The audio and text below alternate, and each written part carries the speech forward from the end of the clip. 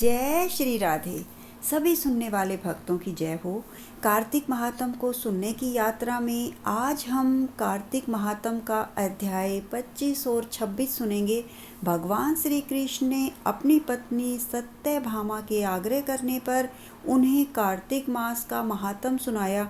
श्री कृष्ण भगवान ने सत्यभामा को सुनाया कि कैसे महर्षि नारद मुनि ने राजा पृथु को कार्तिक मास का स्नान दान करने वालों को क्या क्या पुण्य फल मिला। ये सभी वृतांत सुनकर राजा पृथु ने प्रसन्न मन से नारद जी को यथाविधि पूजन करके उन्हें आदर के साथ विदा किया। श्री कृष्ण सत्यभामा से आगे बताते हुए कहते हैं कि इससे माघ, कार्तिक और एकादशी ये तीनों व्रत मुझको बहुत प्यारे हैं। वनस्पतियों में तुलसी, महीनों में कार्तिक, तिथियों में एकादशी और धर्म क्षेत्रों में द्वारिका मुझको बहुत प्यारी हैं। जितेंद्रिय होकर जो इनका सेवन और पूजन करता है वह मुझे इतना प्रिय होता है जितना यज्ञ आदि के करने से नहीं होता। इन तीनों का सेवन करने वाले मनुष्यों को पापों से भय नहीं रहता। मेरे अनुग्रह से उनके पाप दूर हो जाते हैं। भगवान श्री कृष्ण की सारी बातें सुनकर सत्यभामा ने बड़े ही विनय भाव से पूछा कि हे नाथ, आपने अभी सुनाया है कि दूसरे के दिए हुए आधे पुण्य से कलह कैसे तर गई। ये तो बहुत ही आश्चर्य है। क्या इस कार्तिक मास का ऐसा प्रभाव है जो आपको इतना प्रसन्न करने वाला है। एक पति से बैर रखने वाली कलह जिसको किसी दूसरे ने कार्तिक के स्नान का पुण्य दिया वह भी तर गई, उसका भी उद्धार हो गया। तो हे नाथ, आप मुझे ये बताने की कृपा कीजिए कि दूसरे का किया हुआ पुण्य उसके देने से मिल जाता है या बिना दिए भी मिल जाता है। सो आप ये सभी मुझे बताइए। भगवान श्री कृष्ण सत्यभामा की ऐसी उत्कंठा देखकर बोले, हे प्रिय, बिना दिए हुए पुण्य और पाप मनुष्य को जिस कर्म को करने से मिलते हैं सो तुम सुनो। सतयुग में, त्रेता युग में और द्वापर युग में देश, गांव और कुल का किया हुआ पुण्य पाप मिलता है, परंतु कलयुग में जो जैसा करता है वह वैसा ही पाप पुण्य का फल भोगता है। एक दूसरे का संग करने पर जैसे पाप पुण्य दूसरे को मिलते हैं सो सुनो। एक जगह बैठने से, विषय करने से, विवाह संबंध से, एक पात्र में खाने से मनुष्य को पाप पुण्य का आधा आधा फल प्राप्त होता है। पढ़ाने से, यज्ञ कराने से, एक पंक्ति में बैठकर भोजन करने से मनुष्य परोक्ष में पाप और पुण्य के चौथाई फल को प्राप्त होता है। सेवा करने, सुनने, देखने और दूर की बातों पर ध्यान देने से मनुष्य 100वें पाप पुण्य के भाग को पाते हैं। दूसरों की निंदा करने से, चुगली करने से और धिक्कार देने से मनुष्य उसके पापों को ग्रहण कर अपना पुण्य दे देता है। स्त्री, नौकर और शिष्य इनको छोड़कर जो मनुष्य पाप पुण्य करता हुआ सेवा करता है और उसे सेवा के अनुसार जो धन न दिया जाए तो वह धन उसे पुण्य के रूप में प्राप्त होता है। एक पंक्ति में बैठाकर भोजन करने वाले मनुष्यों की पत्तल को जो लांघता है वह उसके पुण्य के छठे अंश को प्राप्त कर लेता है। स्नान संध्या करते समय जो मनुष्य दूसरे को छू लेता है अथवा बात करता है वह अपने पुण्य कर्म के छठे अंश को दूसरे को दे देता है। धर्मार्थ जो पुरुष दूसरे से धन मांगता है तो उसका कर्म फल धन देने वाले को ही मिलता है। पराया धन लेकर पुण्य करने वाला पापी है और जो धनी है उसी को पुण्य का फल मिलता है। जो मनुष्य दूसरे के ऋण को चुकाए बिना मर जाता है तब वह धनी अपने धन के अनुसार उसके पुण्य फल को ले लेता है। जो आदमी शिक्षा देता है सलाह देता है तथा कार्य की सामग्री देता है और प्रेरणा करता है, वह भी उसके छठे अंश को प्राप्त होता है। जैसे प्रजा के पुण्य पाप के छठे अंश को राजा हरता है, उसी तरह शिष्य का, गुरु का, स्त्री का पति, पुत्र का पिता हरता है। पति के अनुकूल रहने वाली और अपने पति को प्रसन्न रखने वाली स्त्री पति के पुण्य का आधा भाग ले लेती है। जो पुण्य आत्मा पुरुष दूसरे के हाथ से दान करता है, तो करने वाला भी नौकर और पुत्र को छोड़कर छठे अंश को प्राप्त होता है। पुण्य और पाप को भोगने वाला स्वयं करता ही होता है। इस विषय में एक प्राचीन इतिहास बड़ा पवित्र उग्र बुद्धि को देने वाला है, उसे भी तुम सुनो। इस तरह से भगवान श्री कृष्ण अपनी पत्नी सत्यभामा को पुण्य और पाप के कर्म फल किस तरह से बंटते हैं, कैसे मिलते हैं, इस बारे में सारा वृतांत सुनाकर आगे उन्हें एक ब्राह्मण की कथा सुनाने लगे। 25वां अध्याय समाप्त। अब हम 26वां अध्याय सुनेंगे। दुष्ट बुद्धि धनेश्वर ब्राह्मण का वैष्णव दर्शन से कैसे उद्धार हुआ।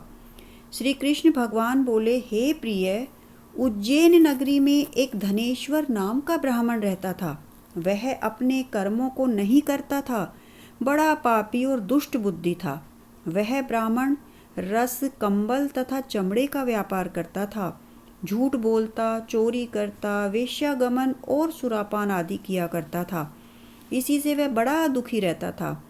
एक दिन धनेश्वर देश देशांतर में खरीद और बेच का कार्य करता हुआ महिष्मती नगरी में पहुंचा। वह राजा महिष की बसाई हुई थी, इसीलिए उसका नाम महिष्मती था, जहां पवित्र नर्मदा नदी बह रही थी।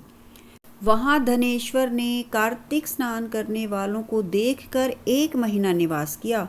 माल की बिक्री के लिए नर्मदा के किनारे घूमते हुए उसने स्नान करके जप तप और पूजन में लगे हुए ब्राह्मणों को देखा।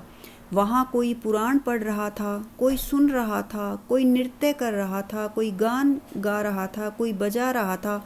सभी इसी कार्य में मस्त थे। तो कोई विष्णु के चरित्र सुनने में लगा हुआ था, कोई विष्णु की मुद्रा से अंकित था, कोई तुलसी माला पहने था। उसने ऐसा देखा। धनेश्वर नित्य वहाँ घूमता, वैष्णवों का दर्शन करता, भाषण और स्पर्श करने से उसे विष्णु के नाम का बोध हुआ। इस प्रकार महीने भर ठहरकर उसने कार्तिक के उद्यापन की विधि को तथा भक्ति सहित भगवान के जागरण को देखा।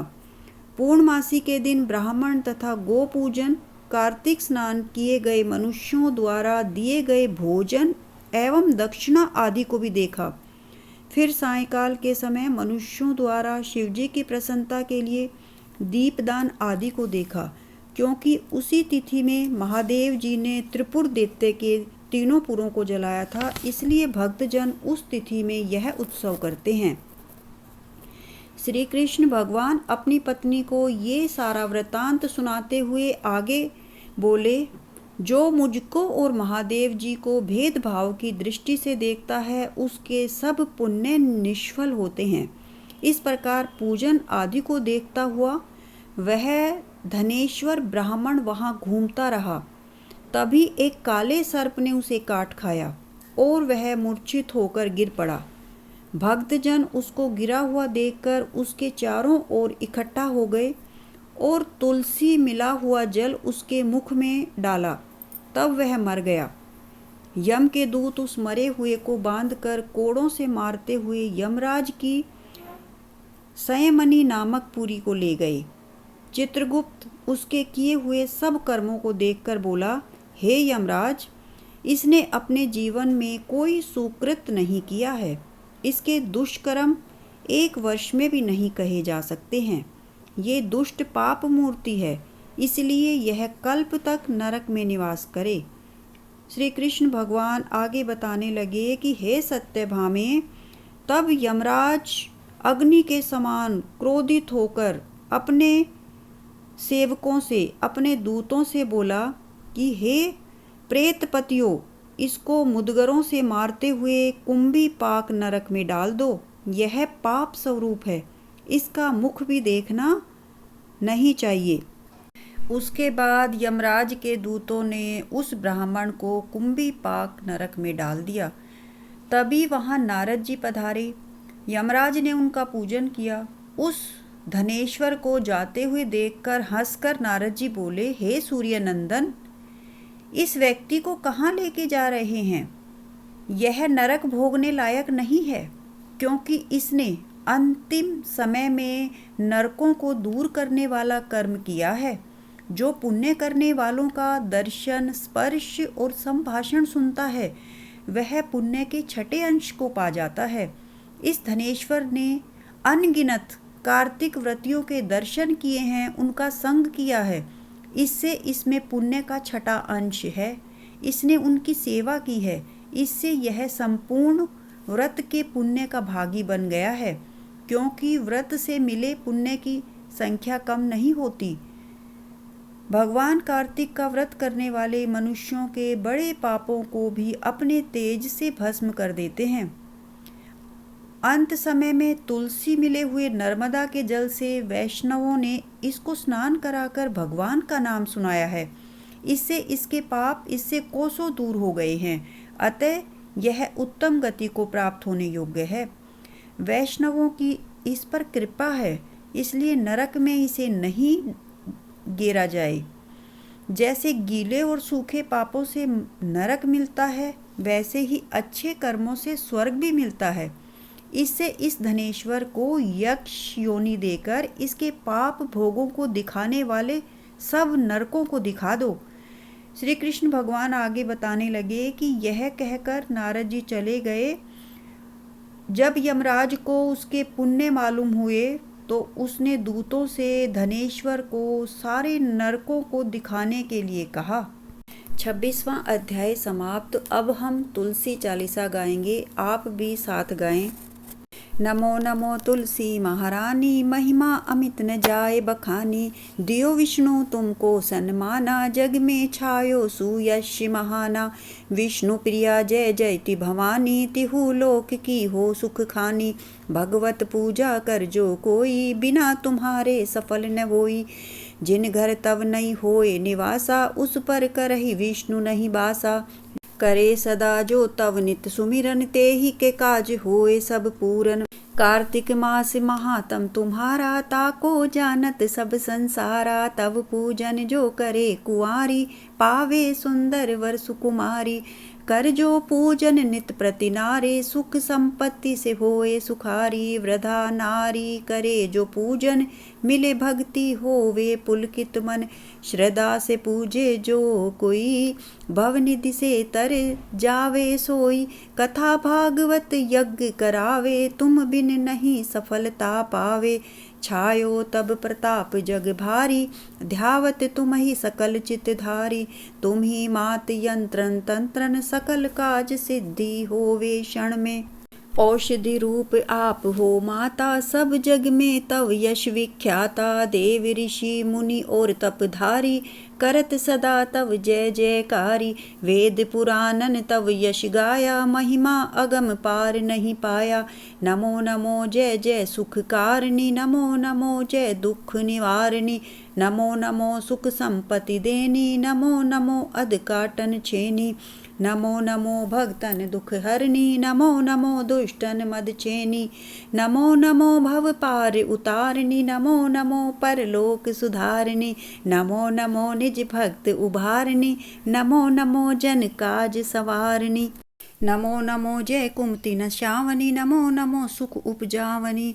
जयति जयति जय तुलसी माई, ध्याऊं तुमको शीश नवाई। निज जन जानि मोहि अपनायो, बिगड़े कारज आप बनायो। करूँ विनय मैं मात तुम्हारी, पूर्ण आशा करऊ हमारी। शरण चरण कर जोरी मनाऊं, निश दिन तेरे ही गुण गाऊं। करऊ मात यह अब मोह पर दाया, निर्मल होए सकल मम काया। मांगू मात यह बर दीजे, सकल मनोरथ पूर्ण कीजे। जानू नहीं कुछ नेम अचारा, क्षमऊ मात अपराध हमारा। बारह मास करे जो पूजा ता सम जग में और न दूजा। प्रथम ही गंगा जल मंगवावे फिर सुंदर स्नान करावे। चंदन अक्षत पुष्प चढ़ावे धूप दीप नैवेद्य लगावे। करे आचमन गंगा जल से ध्यान करे हृदय निर्मल से। पाठ करे फिर चालीसा की स्तुति करे मात तुलसा की। यह विधि पूजा करे हमेशा ताके न तन नहीं रहे कलेशा। करे मास कार्तिक का साधन सोवे नित पवित्र सिद्ध हुई जाही। है यह कथा महासुखदाई पढ़े सुने सो भव तर जाई। तुलसी मैया तुम कल्याणी तुम्हारी महिमा सब जग जानी। भावना तुझे माँ नित नित ध्यावे गा गा कर माँ तुझे रिझावे। यह श्री तुलसी चालीसा पाठ करे जो कोय। गोविंद सो फल पावही जो मन इच्छा होय। बोलिए तुलसा महारानी की जय, ठाकुर जी की जय, हरि की प्यारी की जय। तुलसी माता की आरती। जय तुलसी माता मैया जय तुलसी माता। सब जग की सुखदाता सब जग की सुखदाता वरदाता माता मैया जय तुलसी माता। सब योगों के ऊपर सब रोगों के ऊपर रुज से रक्षा करके भवत्राता मैया जय तुलसी माता। जय जय तुलसी माता। बटुपुत्री है श्यामा सुरबली है ग्रामा। विष्णु प्रिय जो तुमको सेवे सो नर तर जाता। जय तुलसी माता मैया जय तुलसी माता। हरि के शीश विराजत त्रिभुवन से हो वंदित। हरि के शीश विराजत त्रिभुवन से हो वंदित। पतित जनों की तारणी विख्याता। जय जय तुलसी माता। लेकर जन्म विजन में आई दिव्य भवन में। मानव लोक तुम्ही से सुख संपत्ति पाता। जय जय तुलसी माता। जय तुलसी माता मैया जय तुलसी माता। हरि को तुम अति प्यारी हरि को तुम अति प्यारी। श्याम वरण तुम्हारी जय तुलसी माता। प्रेम अजब है उनका तुमसे कैसा नाता। मैया तुमसे कैसा नाता। जय जय तुलसी माता जय जय तुलसी माता जय तुलसी माता। बोलिए तुलसा महारानी की जय। आने वाली वीडियो में हम अध्याय 27वां सुनेंगे जिसमें यमराज के आदेशानुसार यमराज के दूत ब्राह्मण धनवेश्वर को सारे नरकों के दर्शन करवाएंगे। आपने अगर अभी तक चैनल को सब्सक्राइब नहीं किया है तो कृपया सब्सक्राइब कर लें। बेल आइकन को भी प्रेस करें ताकि भविष्य में आने वाली वीडियो की नोटिफिकेशन आप तक सबसे पहले पहुंचे। आप लोग कमेंट बॉक्स में भगवान की जय अवश्य लिखें और वीडियो को प्लीज़ लाइक और शेयर ज़रूर करें। धन्यवाद।